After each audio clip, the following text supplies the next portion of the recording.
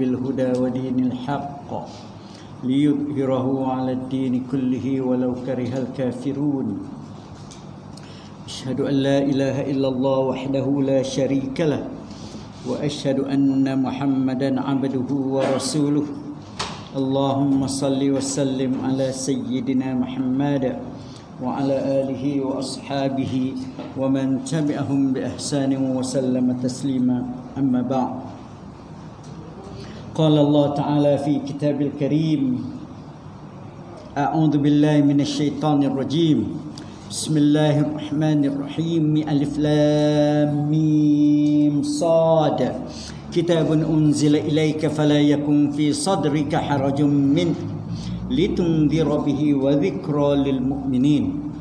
Firman Allah Subhanahu wa taala dalam surah Al-A'raf Alif Lam Mim Sad.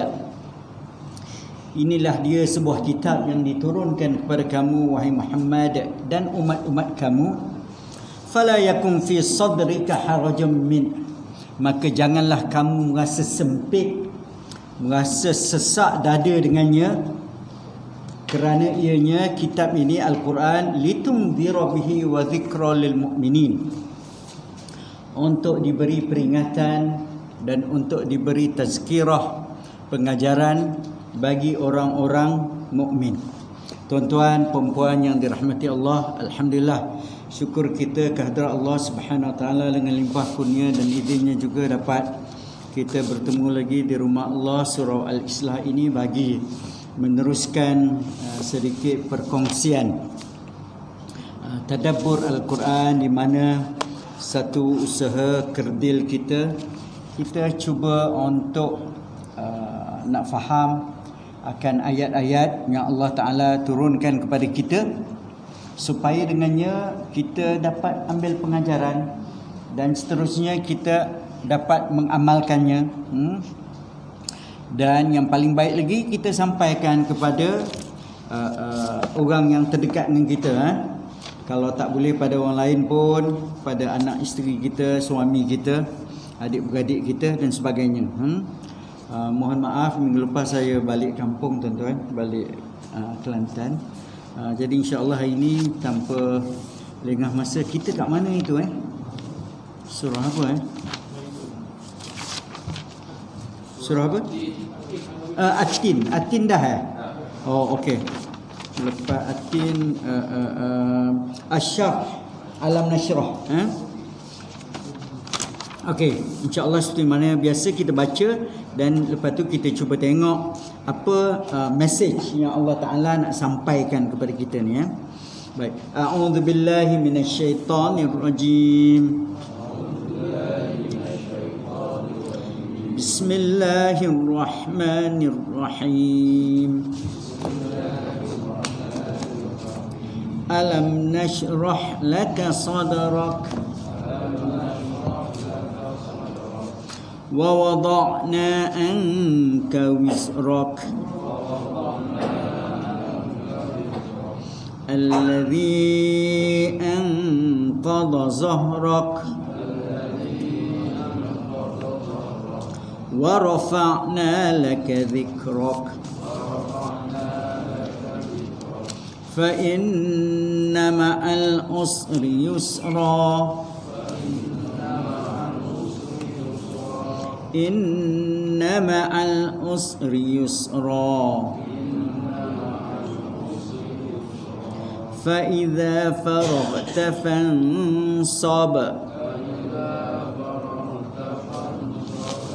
wa ila rabbika farghab. Baik, surah Asy-Syarh ataupun Insyirah, iaitu satu surah yang pendek, yang selalu insya-Allah imam-imam kita di masjid di surau pun banyak bawa. Okey, surah ini pertamanya adalah surah Makkiyah, antara surah-surah yang terawal diturunkan kepada Nabi Muhammad sallallahu alaihi wasallam. Ada riwayat mengatakan juga surah ini sebenarnya tema dia dan turunnya bersama dengan surah Ad-Duha, yang surah sebelum ini Ad-Duha. Baik, kita tengok message Allah Subhanahu Wa Taala dalam surah ni. Bismillahirrahmanirrahim. Alam nashrah laka sadrak. Okey, bila dalam Quran tuan-tuan, bila ada dia tanya tu alam, antum, contoh tu kalau bahasa Arab dengan istifham, soalan. Alam, apakah tidak, adakah tidak nashrah kami, tu Allah Ta'ala yang melapangkan untuk kamu sadrak. Jadi Allah Ta'ala nak cerita pada Nabi Muhammad SAW dan juga kepada kita sebagai umat Nabi, apakah Allah Ta'ala tak bagi nikmat kepada Nabi. Dan nikmat di sini ialah nikmat yang mana Allah telah melapangkan dada Nabi. Apa makna melapangkan dada? Bukan buka dada. Dalam kitab tafsir tuan-tuan, ada ulama mufassirun mengatakan ini merujuk kepada peristiwa di mana Rasulullah SAW kata belah dada. Diriwayatkan baginda 2 kali dibelah dada. Pertamanya waktu kecil, di tempat kampung Bani Sa'adah, baginda masa tu barangkali umur 6-7 tahun gitu, di mana Jibril AS datang belah dada. Dan juga satu ketika lagi sebelum baginda Isra wal Mi'raj, sebelum diangkat ke atas untuk bertemu dengan Allah Subhanahu Wa Taala. Tapi ulama mufassirun banyak mengatakan ini adalah banyaknya merujuk, lebih tepatnya merujuk kepada bagaimana Allah SWT telah melapangkan dada Nabi untuk menjalankan kerja-kerja dakwah, tugas sebagai utusan Allah. Macam kita contohlah kan, kadang-kadang apa yang melapangkan kita? Yang melapangkan yang pertama ialah dada. Walaupun setengah orang rumah banyak, tanah banyak, kereta banyak, harta banyak, tapi dia rasa sempit aja, tak puas saja. Ada yang tak kena, rasa macam buat ni tak kena, makan tak kena, pergi jalan tak kena, duduk dengan bini sembang tak kena je. Jadi dalam ayat yang pertama ni Allah Ta'ala kata, pertama, lapang tu ialah, yang melapangkan ialah dada kita. Walaupun setengah orang miskin je, ada motor kapcai je, tak ada kereta, tak ada apa pun, tapi dia rasa lega je, dia rasa senyum, steady je. Orang lain, bini orang lain niaga nasi lemak laku, bini dia niaga tak laku pun, tapi dia steady je. Dapat sehari untung 2-3 puluh ringgit pun alhamdulillah. Baik.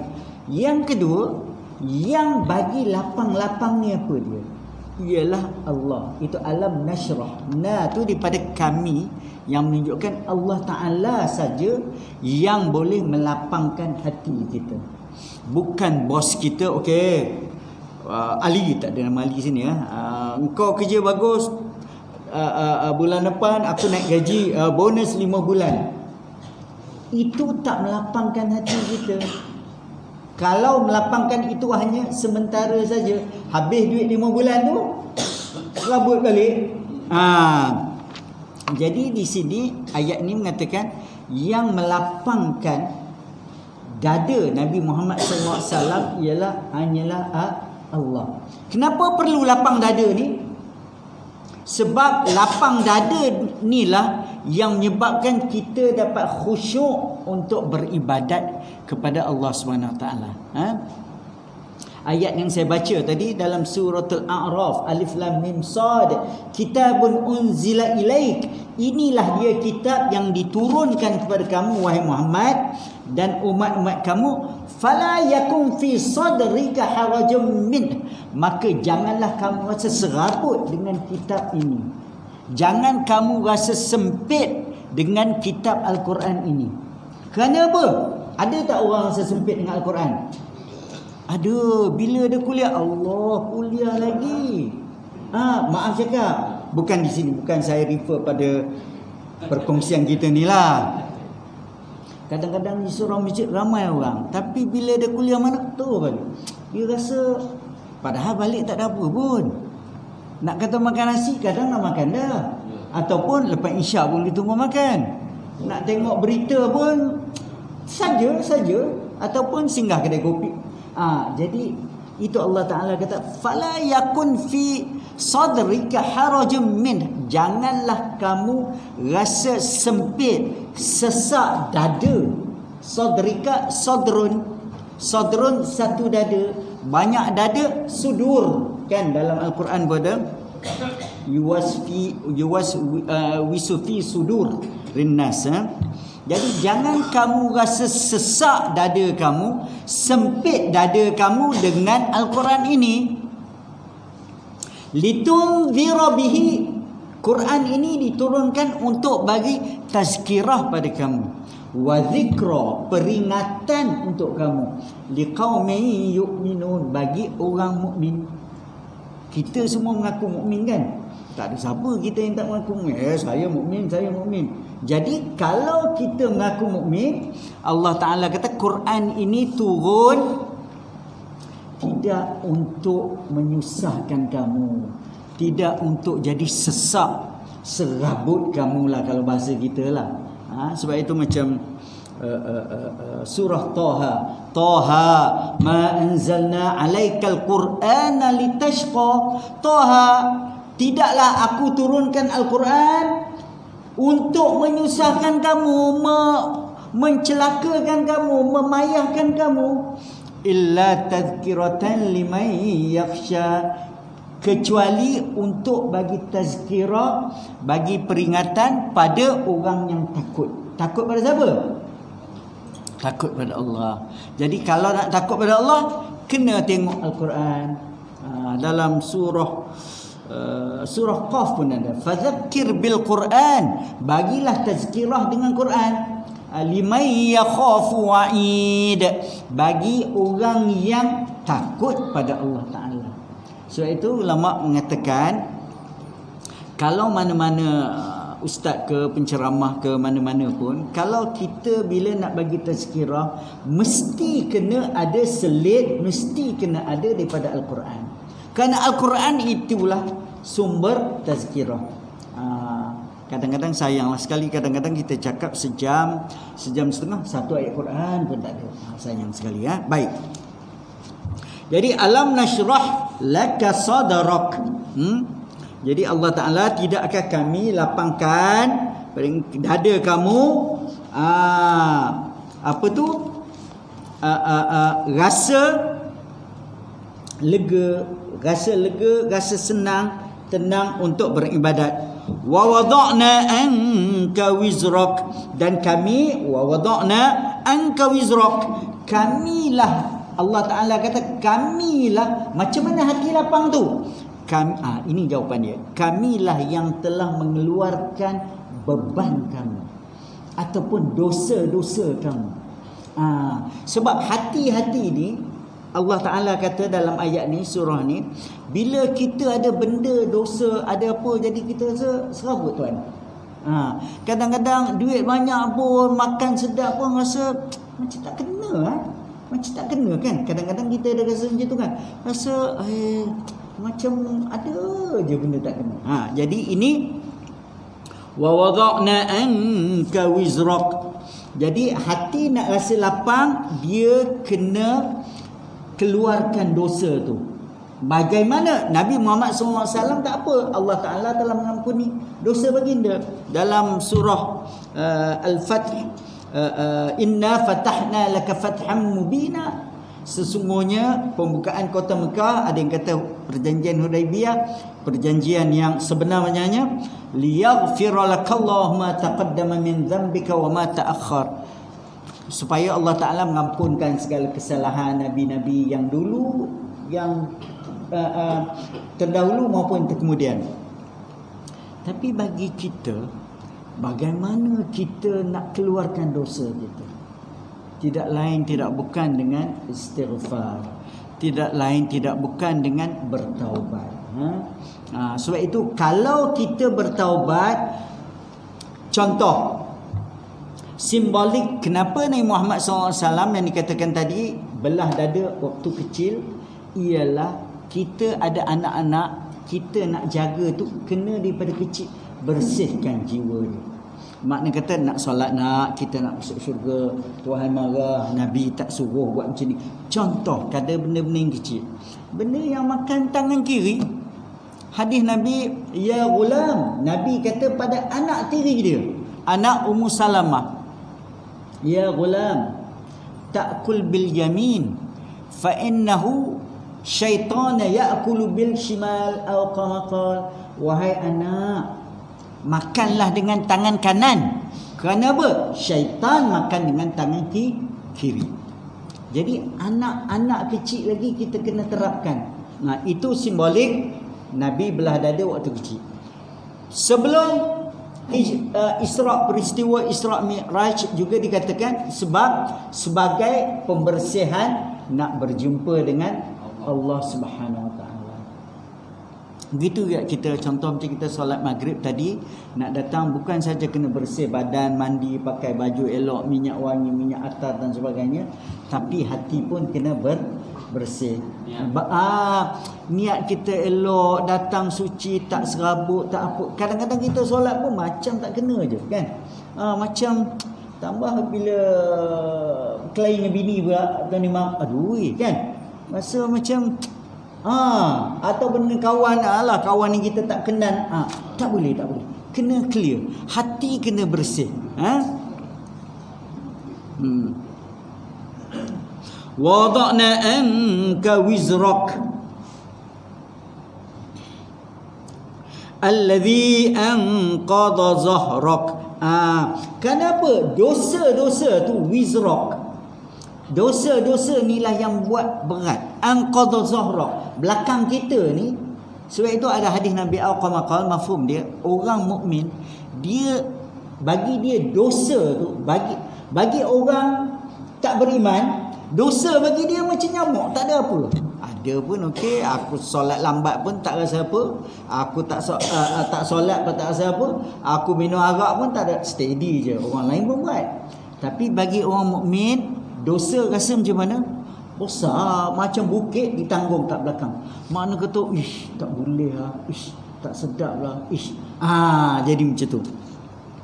Jadi dosa-dosa inilah yang membuatkan kita rasa berat.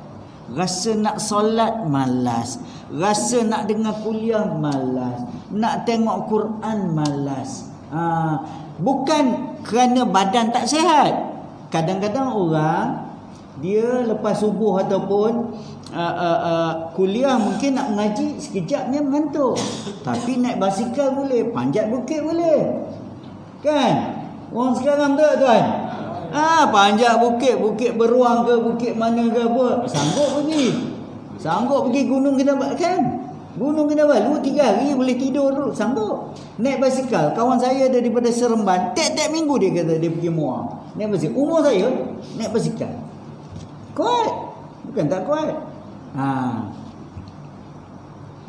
Okey, jadi di sini dalam 2-3 ayat yang pertama, walaupun ayat-ayat yang pendek, Allah SWT bagi tahu Nabi yang melapangkan dada kamu supaya kamu boleh concentrate, boleh fokus kepada kerja-kerja kamu sebagai utusan Allah, dakwah, ialah Allah Ta'ala yang melapangkan dada dia. Lapang dada dia suci daripada dosa. Sebab dosa ni yang memberatkan belakang kita. Lepas tu Allah Ta'ala kata apa? Wa rafa'na laka dhikra, dan kami juga telah meninggikan, rafa'a meninggikan sebutan kamu. Apa makna Allah Ta'ala meninggikan sebutan Nabi? Maknanya Allah Ta'ala memuliakan nama Nabi. Bagaimana contoh Allah Ta'ala muliakan nama Nabi? Selawat. Bagaimana? Azan. Bolehkah kita azan tak ada nama Nabi? Tak boleh. Boleh kita tasyahud akhir?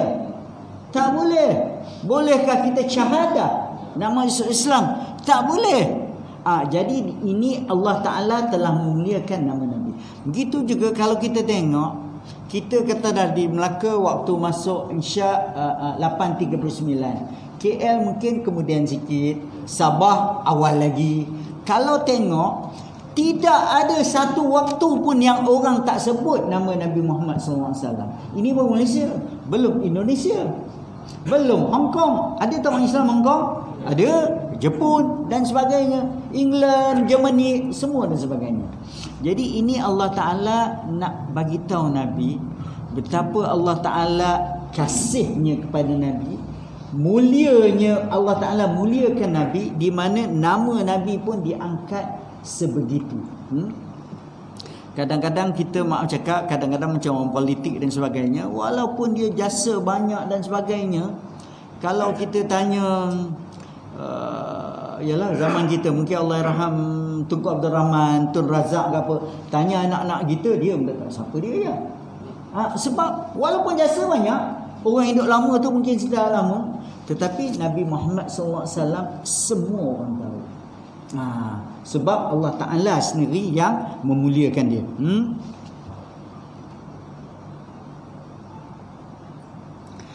Wa rafa'na laka dhikrak. Jadi begitu juga makna kata, boleh tak kita azan tanpa nama Nabi? Tak boleh. Boleh tak tasyahud solat tanpa Nabi, nama Nabi? Tak boleh. Hatta sampai salawat pun dikira sebagai ibadah. Satu-satu ibadah yang Allah SWT pun buat. Innallaha malaikatahu yusalluna 'alan nabi ya ayyuhalladzina amanu sallu alaihi wasallimu taslima. Fa inna ma'al usri yusra. Maka Allah Ta'ala kata, maka bersama kesusahan. Jadi Nabi ni walaupun dengan susah, kerja-kerja dakwah apa semua, bersama al-usri, kesusahan, kesulitan, ada yusra. Inna ma'al usri yusra. Kadang-kadang kita ingat bunyi sama, ayat yang sama. Tak, maksud dia lain. Maksud dia bersama satu kesulitan ada kesenangan. Inna ma'al usri yusra, bersama kesulitan yang sama, kesenangan yusra lain. Sebab al-us dia ada alif lam ma'rifah, ada alif lam dulu. Yusra tak ada. Bukan Allah Ta'ala kata fa inna ma'al usril yusra. Tak. Yusri yusra, usri yusra. Satu kesulitan ada banyak, sekurang-kurangnya dua kesenangan. Dan Allah Ta'ala juga tak kata fa inna ba'dal usri yusra, selepas kesulitan baru ada kesenangan. Contoh, kita kata pada kita nak ajar betul-betul SPM, kau susah tak apa, kau berjaga malam tak apa, nanti kau senang. Tapi senangnya kemudian lepas SPM masuk universiti belum tentu masuk lagi. Masuk universiti keluar pun belum tentu ada kerja lagi. Dah kerja pun belum tentu senang lagi. Dengan kerja, dengan payah dan sebagainya. Tetapi ini Allah Ta'ala kata bersama kesusahan ada kesenangan. Apa makna bersama kesusahan ada kesenangan? Makna dia, dalam kita kesusahan tu pun ada kesenangan dia. Contoh, dalam ibadat, kalau kita kaki aksiden, susah nak berdiri, apa kesenangan dia? Boleh solat duduk. Kalau tak boleh duduk, boleh solat baring. Haji wajib tak bagi kita? Kalau kita miskin, tak wajib pergi pun. Kalau time pegang nak ni pun tak diwajibkan pergi pun. Jadi dalam setiap benda, contoh macam saya kata tadi, kalau orang yang aksiden, patah kaki dan sebagainya, nak diri memang payah. Kan kadang-kadang kita gaut ke dan sebagainya, boleh duduk, ada kesenangan dia. Inna ma'al usri yusra. Begitu juga kesusahan ni dua dalam buat ibadat pun. Contoh, tangan luka, bandage, nak ambil wuduk tak boleh, pedih, apa kita buat?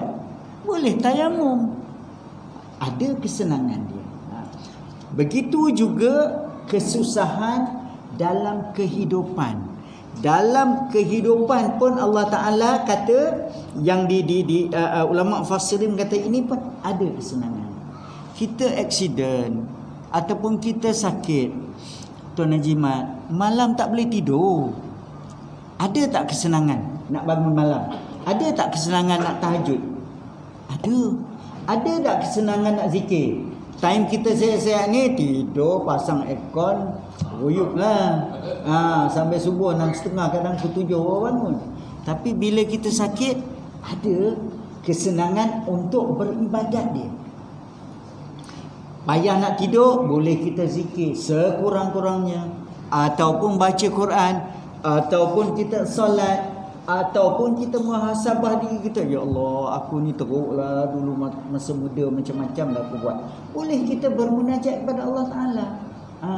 Dan itu bagi peluang bermunajat pada Allah Ta'ala di waktu sunyi sampai menangis mata tu. Apa dia? Ini adalah antara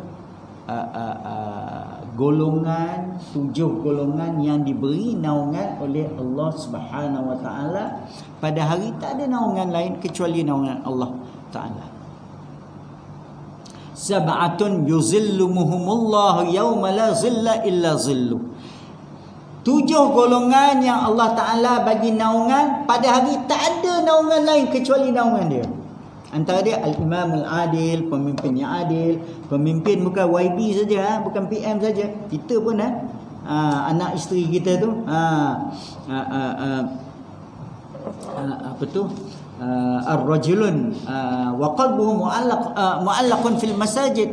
Orang yang hati dia sentiasa berpaut pada masjid.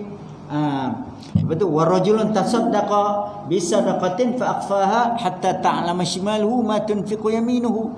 Orang yang selalu sedekah sampai dia tak ingat tangan kanan dia buat apa, tangan kiri tak ingat. Maknanya kerap sana. Pantang singgah surau, pantang singgah masjid. Apa yang ada RM5 boleh RM5, ada RM2 boleh RM2, ada RM10, dia pun tak ingat mana dah. Warajulun zakarallahu khalian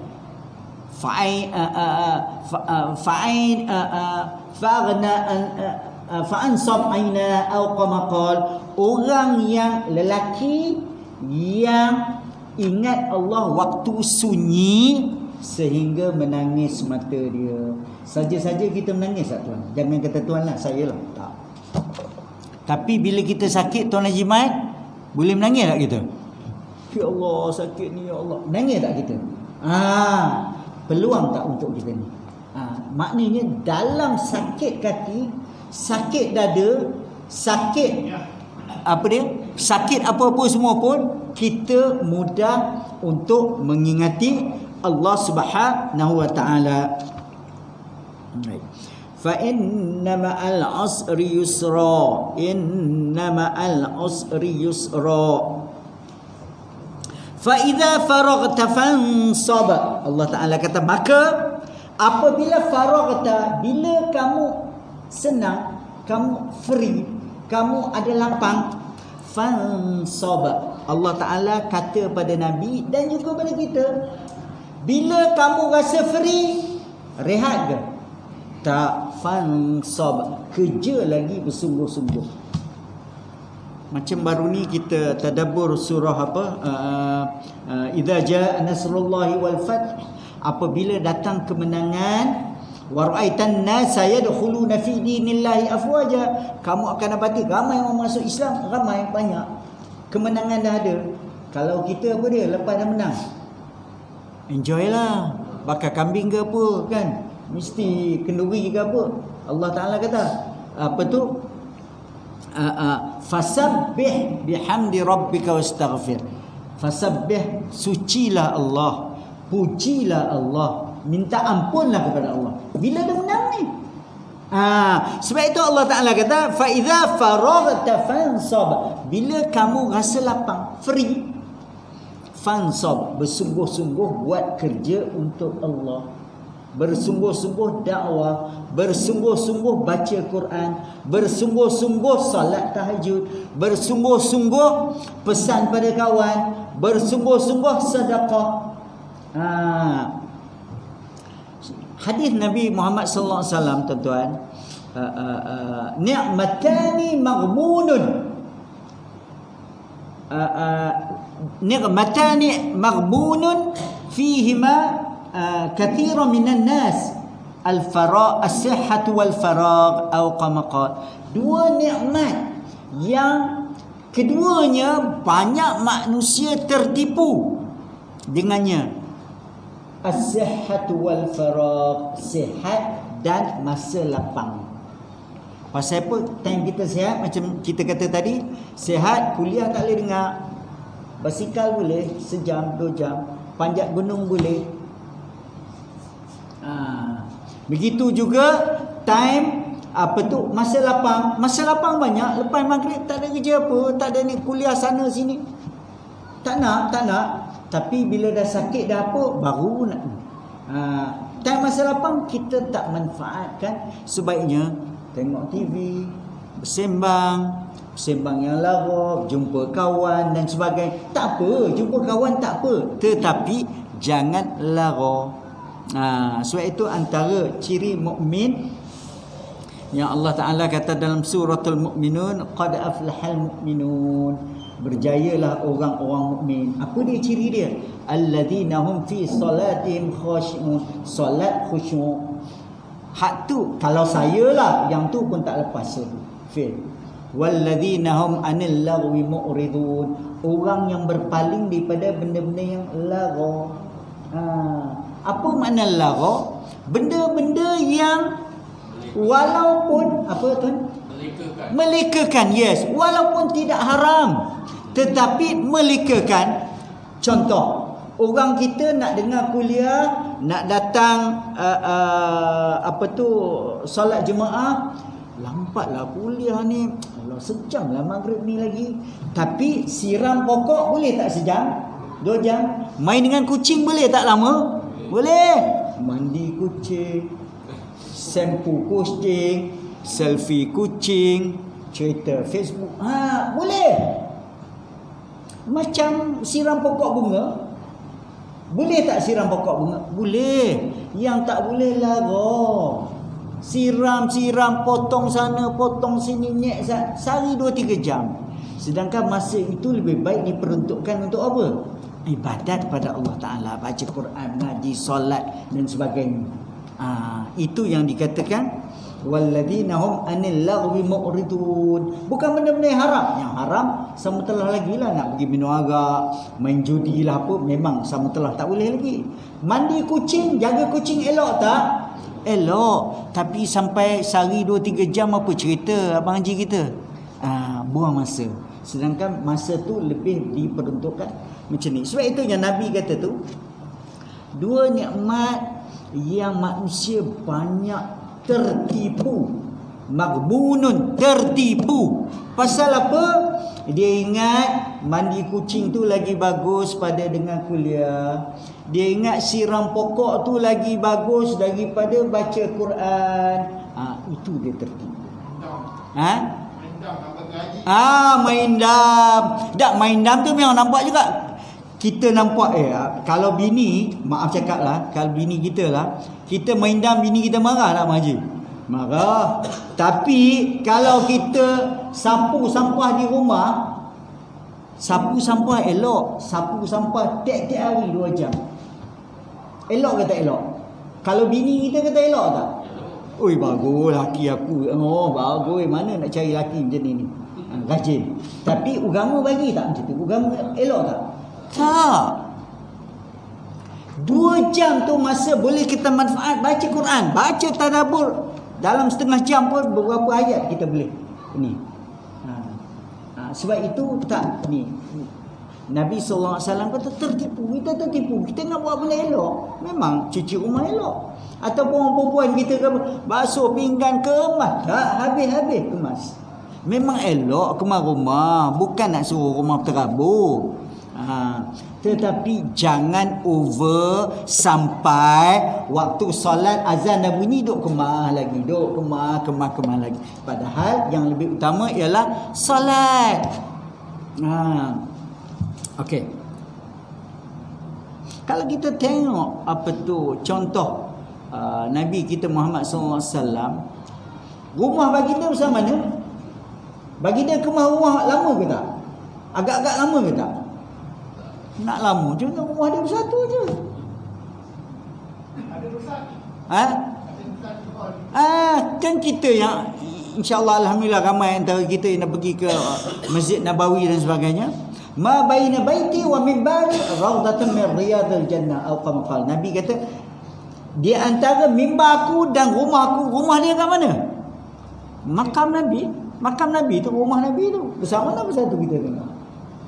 Kalau nak sapu berapa lama agaknya nak sapu? Banding dengan garaj rumah kita lah. Nak sapu tengoknya esok mop lagi, buat lagi. Jadi Allah Taala kata jangan. Nabi kata jangan tertipu.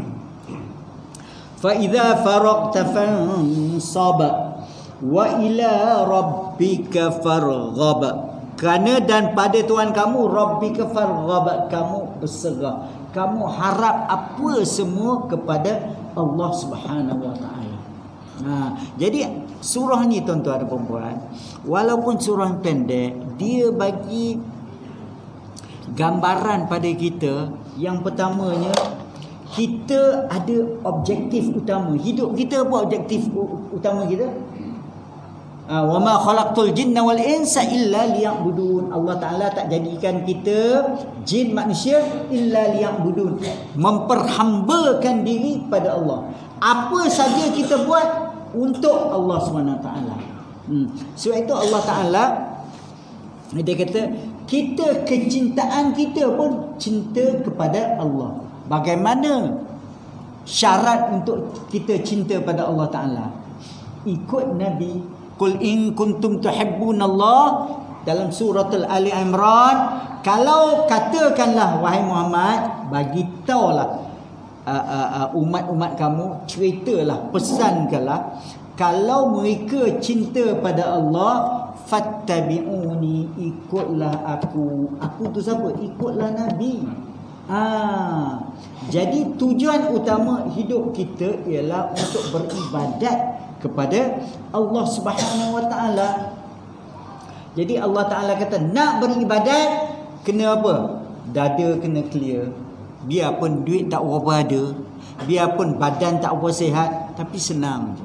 Kan macam kita kadang kita tengok orang tu nampak biasa-biasa, duk sakit, duk gout lama dah, tapi senyum, steady je. Mai surau mai masjid okey je kan.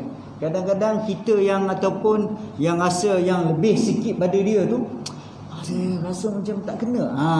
Jadi hati itu kena lapang. Yang boleh melapangkan hati ialah apa? Bukan duit, bukan jawatan, bukan pangkat, Tan Sri, Tun, Datuk Seri dan sebagainya, Tuan Haji, tak. Yang boleh melapangkan ialah Allah Subhanahu wa taala. Kerana apa? Apa yang menyerabutkan hati kita ialah dosa kita. Dosa-dosa kita yang tak lepas lagi. Sebab itu hadis Nabi sallallahu alaihi wasallam apa bila ada anak Adam melakukan dosa, ada satu titik hitam di hati dia. Punya banyak nyak-nyak sampai tertutup hati dia. Sebab hati punya peranan. Sebab itu hadis, mungkin kita pernah dengar hadis daripada Imam Bukhari, hadis sahih, ala inna fil jasadi mudghah, sesungguhnya dalam badan kita ada seketul daging. Idza salahat jasada kullu wa idza fasadat jasada kullu ala wa hiya qalb. Atau kama qala, semuanya dalam badan kita ada seketul daging, yang mana kalau dianya baik, semuanya baik. Kalau dia tak elok, semuanya tak elok. Sebab itu dalam Quran tuan-tuan, hati-hati kita ni pun akan ditanya oleh Allah SWT. Yang menentukan kita rasa orang tu elok tak elok, hati kita. Mata tengok sama je. Ada orang Pak Ali datang tu, saya nampak Pak Ali, Tuan Imam nampak Pak Ali, Razak nampak Pak Ali. Tapi hati saya kalau tak suka Pak Ali, datang lagi rentua ni meluat aku. Sebab hati busuk. Razak kalau hati baik, alhamdulillah Pak Ali ni nak tanya khabar apa. Nampak tak? Macam kita jumpa mak mentua kita, saya kata. Mak mentua datang kat pagar. Kita tengok, nampak macam mak mentua aku ni, beg dia dah. Cara jalan dia pun Assalamualaikum. Mak mentua kita dah. Kalau hati kita tak baik apa dia? Datang lagi rentua ni. Mesti nak pinjam duit ni. Berapa lama pula nak tumpang orang aku ni. Hati tak baik. Kalau hati baik, ya Allah, mujur mak datang ni. Nak jamu dia makan lah, musim durian lah, musim rambutan dan sebagainya. Jadi bagaimana peranan hati untuk nak membantu, nak memungkinkan kita menjalankan tugasan kita sebagai hamba Allah. Istighfar daripada dosa kita. Sebenarnya dosa kita yang beratkan kita.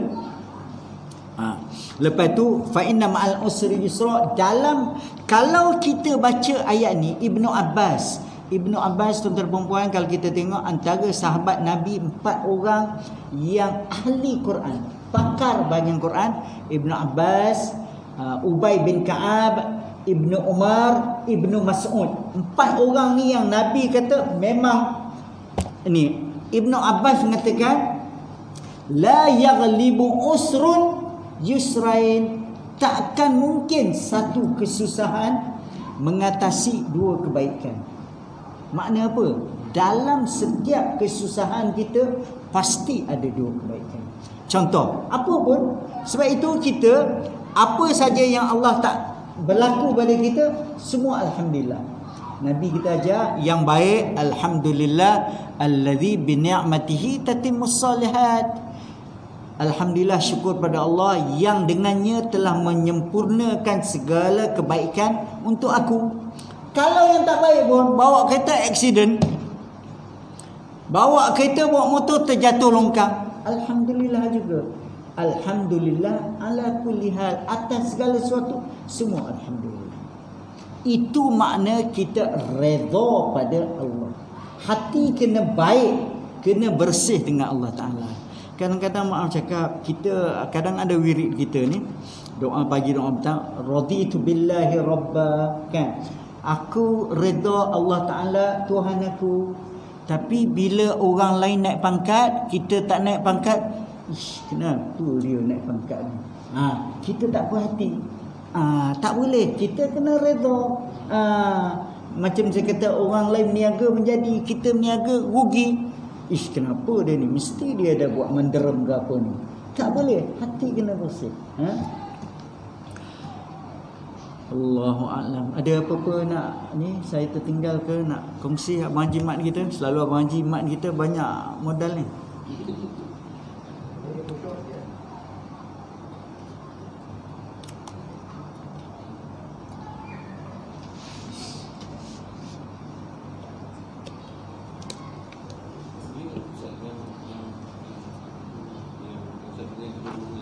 Apa dia? Yang menangis tu, sebenarnya betul ke? Dia terpaksa tak? Terpaksa menangis pun apa? Masuk juga pun. Dia terpaksa ke tak? Bukan dia terpaksa diri tu menangis. Dia tak boleh menangis, dia terpaksa. Okey. Saudara Razak kita yang antara tu warajulun dzakarallahu khalian, yang ingat Allah, munajat pada Allah sunyi sampai dia menangis. Soalan saudara Razak kita, kalau dia paksa macam mana, padahal dia tak sendiri keluar, baik. Sunyi-sunyi ni orang nampak ke tak? Orang tak nampak. Jadi kalau kita paksa tu makna apa? Ikhlas ke tak ikhlas? Paksa diri sendiri. Kalau depan orang ramai, kadang-kadang kan malam Ramadan kita buat qiyamul lail kan. Saya pernah kat utara masa saya duduk situ, adalah seorang ustaz yang agak terkenal yang dia buat qiyamul lail, lepas tu dia bagi syarah, tuan-tuan ingatlah mak bapak kita dalam kubur, tuan-tuan kena, semua pakat menangis. Ustaz tu pun menangis, orang pun menangis. Semua menangis. Lepas pada tu, sebab gelap, lepas pada tu buka lampu, pergi ambil semayang, semua pakat gelap. Engkau pun nangis, aku pun nangis. Aku orang sebelah aku nangis, aku pun nangis. Nampak tak? Ustaz nangis, aku pun nangis. Kalau maaf cakap, tapi hadis ni makna apa? Seorang-seorang. Kalau seorang-seorang dia menangis, ikhlas ke tak? InsyaAllah ikhlas. Dia tak lihat setengah orang jenis macho sikit kan. Dia jenis rasa mana kita orang lelaki mana nak nangis kan. Tapi dia paksa juga diri dia. InsyaAllah itu pun ikhlas. Bukan dia terisak-isak, bukan cerita. Yang tak tahu yang semalam abang tu sampai menangis tau. Itulah nak ikut hadis ni. Cerita ke orang habis cerita ke kawan-kawan habis Jadi mudah-mudahan insya-Allah dikirakan. Kalau ramai-ramai macam tu, macam saya katalah, saya pernah ikut dulu ESQ. Pernah ikut tak ESQ?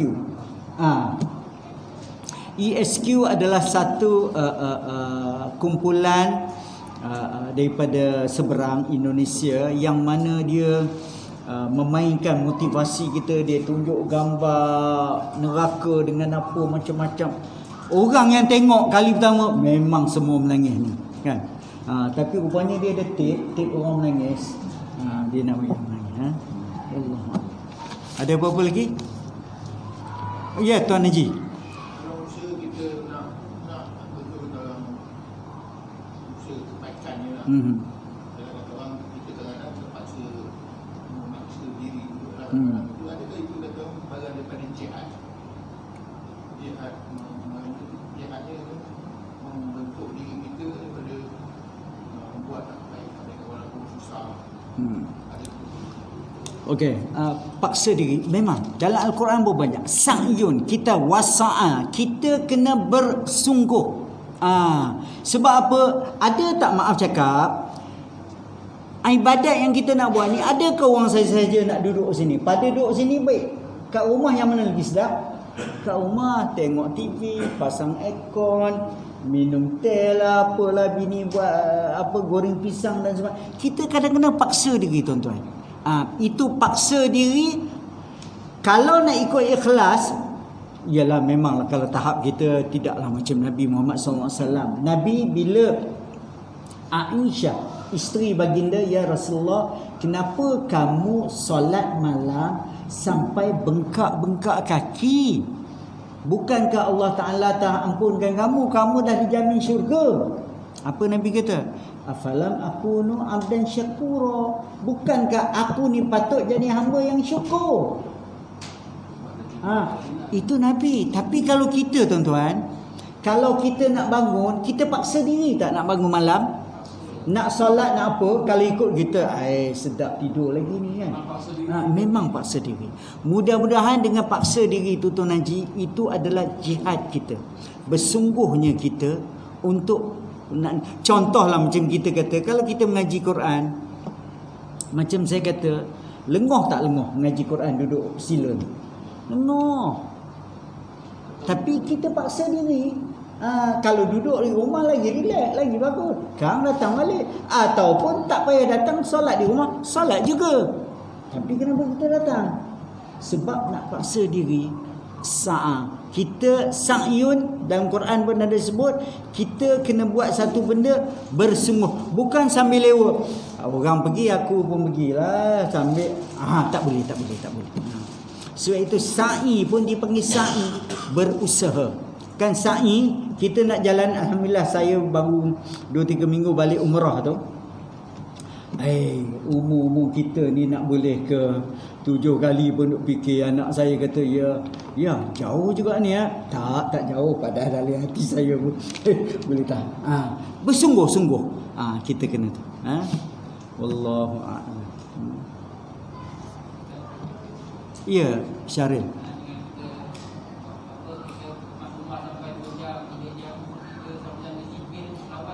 Okey. Sambil kita zikir kemauan. Subhanallah bihamdihi, subhanallah. Bagi mandi kucing. Subhanallah lah. Boleh. Tetapi yang lebih utama? Bukankah kita peruntukkan masa zikir khas untuk zikir, baca Quran untuk baca? Boleh kita hafal Quran, baca sambil ni Bismillahirrahmanirrahim, Qul huwallahu ahad, atau siapa hafal surah Bismillahirrahmanirrahim sambil siram pokok tabarakalladzi biyadihil. Boleh, bukan tak boleh. Kalau kita nak kata tu, boleh tak sambil nak basikal buat macam tu? Boleh. Ataupun sambil panjat gunung, boleh tak? Boleh. Tetapi tak berapa seolah-olah kita ni lebih utamakan benda yang tu daripada yang Allah Ta'ala suruh khususiyah. Boleh, bukan tak boleh. Bagi saya kurang sikit lah. Sebab yang disuruh, tidak ada satu riwayat pun yang katakan apa tu sambil kita apa tu basuh rumah ke apa, kita berzikir. Dan boleh, bukan tak boleh. Pada tak buat baik berzikir, tetapi kita kena peruntukkan masa juga khas untuk nak zikir, khas untuk aku time ni aku nak baca Quran je, time ni aku nak tahajud je, tak nak buat benda lain.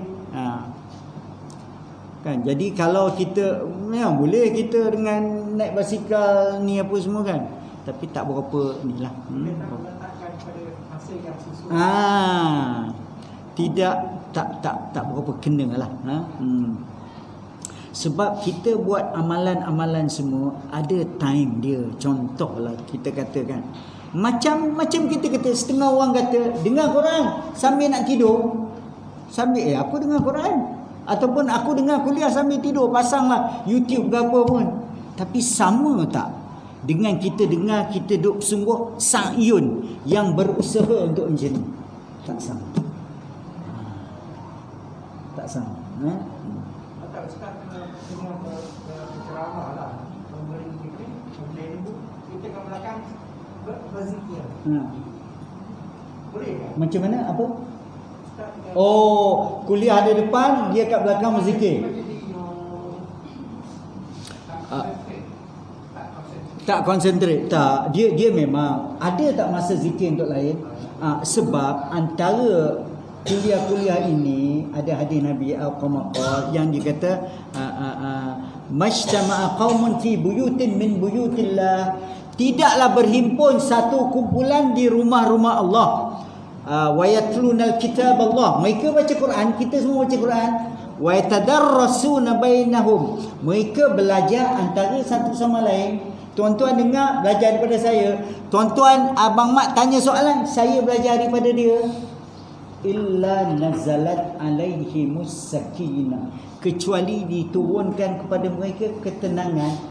Macam ketenangan.